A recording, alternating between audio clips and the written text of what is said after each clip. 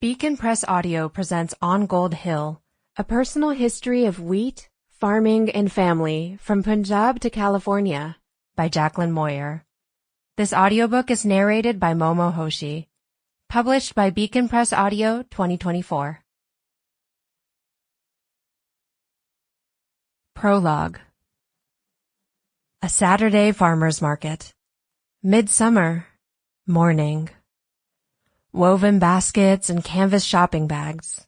Nylon canopies flip-flapping in the breeze. The tang of overripe melons and a trace of chill in the air. I walk with my sister toward the bustle. We're on the shady side of the street, and goosebumps pimple my bare arms. But I know it won't last, this coolness. I've spent enough summers here in these parched Sierra foothills to be sure of that.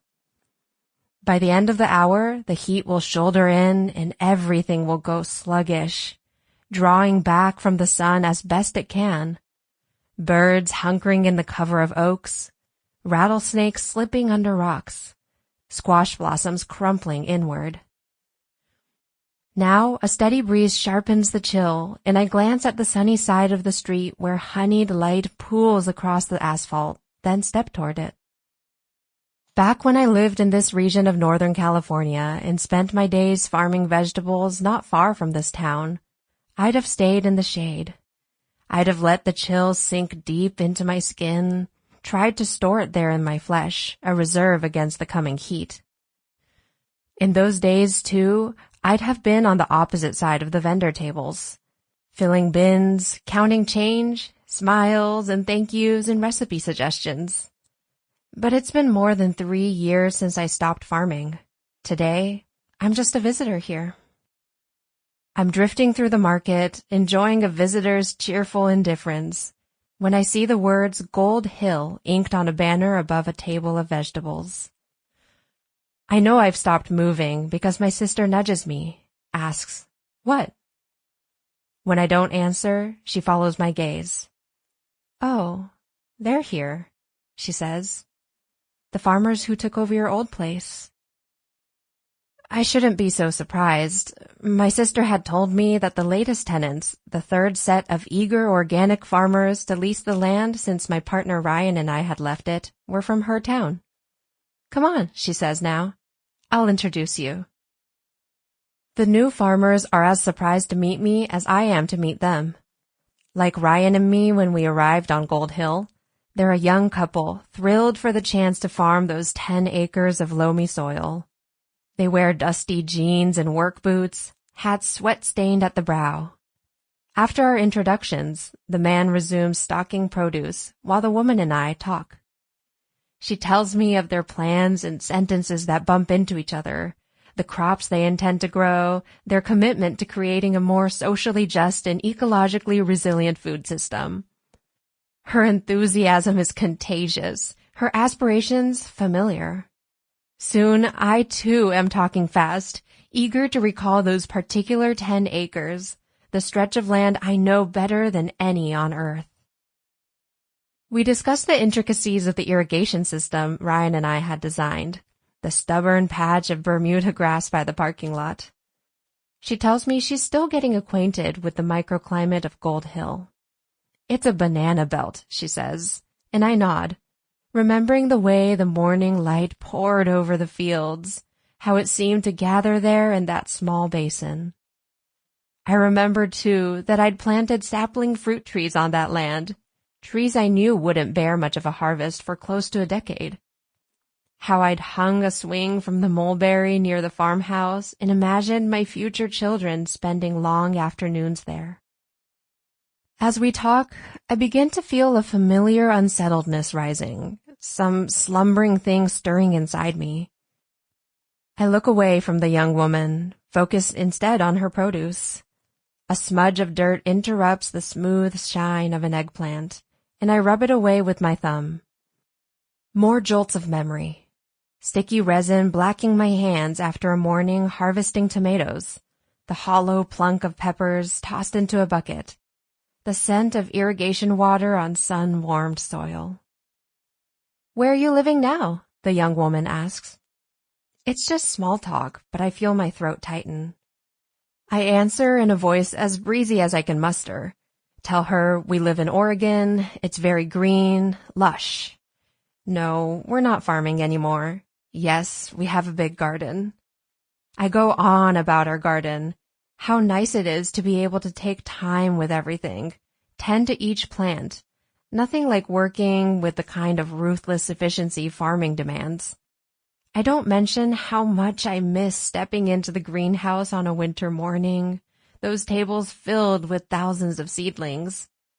Slender needles of onions, frilled blue broccoli, meaty zucchini cotyledons. Or the fall squash harvest, loading truck bed after truck bed with globes of color. Or the way it had once felt to say those words, I'm an organic farmer. I begin to look for a way out of this conversation, a way to move my body away from this stall before I smack into the question I imagine she'll ask next. What happened? What's so hard about that question anyway? We'd simply chosen to leave, to let it all go and move on. I'd typed up the letter terminating our lease, sent it in. And yet, there were those tired questions bubbling up again in my mind. What if we'd only stayed another year? What if I'd been a shrewder businesswoman, a harder worker, a better farmer? Would things have been different? Had I made a mistake? Was farming the good life and I'd given it up? Had I chickened out, gotten out, sold out, dropped out, failed out? A customer steps up, ready to pay for his bag heaped full of leafy greens. Beautiful produce, he tells the farmer. And it's true. Her display is stunning, all bright colors and broad leaves. She smiles at this compliment, and I watch as she adds up the total. Her hands are calloused and strong, dirt staining the creases of her fingers.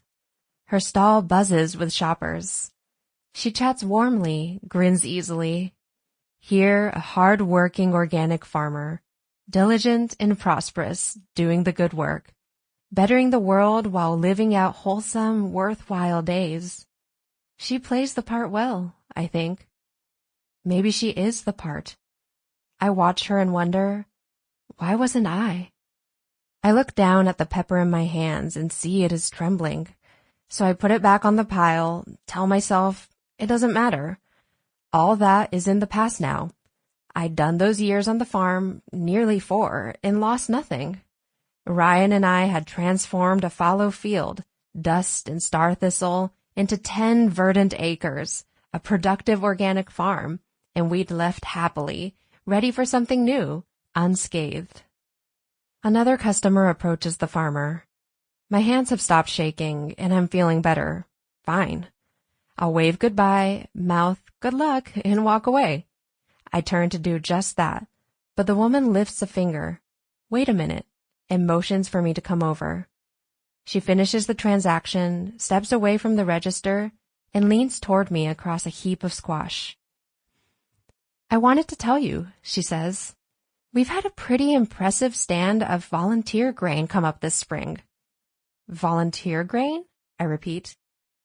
Along the west edge of the farm, all the way to that back corner near the creek. When I don't respond, she adds, we think it might be wheat. The back of my neck goes hot. Oh. She waits for me to say more, then prods. Didn't you and Ryan grow wheat? There's that millstone still in the barn. We heard you were doing some kind of heirloom grain thing. I nod. Ignore the heat spreading down my spine. I haven't talked about our wheat for a few years. Have tried to put it out of mind since the day I poured the last handful of flour into a mixing bowl, then stared at the empty Ziploc bag dusted faintly yellow. That bag sat on my counter for days before I finally threw it out, the last trace of my wheat clinging to the plastic. We tried, I say, making a sound I hope comes out like a casual chuckle. It was just an experiment. It didn't really pan out in the end. Anyway, I add, that was years ago. Well, she says, we've asked around. As far as anyone knows, none of the other farmers grew grains. The west edge. That would be the Sample complete. Ready to continue?